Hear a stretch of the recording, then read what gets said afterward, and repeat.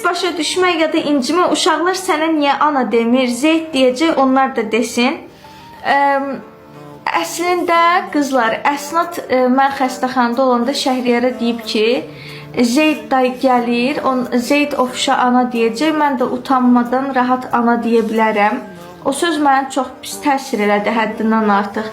Ki, uşağın sırf başqalarının qınağına görə, sırf başqalarının sözünə görə o ana sözündən məhrum qalması, mən demirəm, mən onun doğma anasıyam, mən kiminsə yerinə keçməyə çalışıram və s. yox.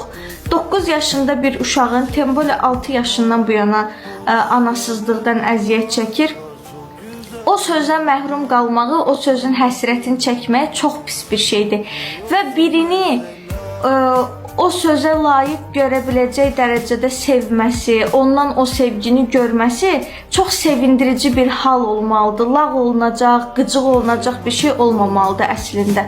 O uşaq qınaqdan, o uşaq lağdan, o uşaq biri bəlkə mənə qıraqdan pis baxar şeyinə görə, düşüncəsinə görə ana sözünü deməyə çəkinir. Bundan neçənci dəfə şahid oluram mən də Şəhriyarda. Amma ki, inşallah düşünürəm ki, necə deyim, bu problemi aşar və içindən gələndə o sözü deyər. Nəyə görə? Həqiqətən istəmirəm Əsnadın o sözə yad böyüməyini, o sözə həsrət böyüməyini. Rabiə misal üçün böyükdür, ona təsir elədiyi qədər, Əsnada təsir elədiyi qədər bilirəm ki, Rabiəyə təsir eləməyəcək ana sözünü işlətməmək. Amma Əsnad körpədir, nə qədər 9 yaş olsa, özünüz də görürsünüz, balaca bir şeydir, yəni istəmirəm.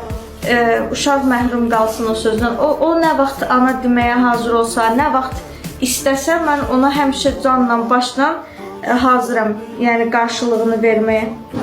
Digərləri böyük qızlardır, onlar daha çox məni padruşka kimi, bacı kimi görürlər, özlərinə tay kimi görürlər. Misal üçün, paltar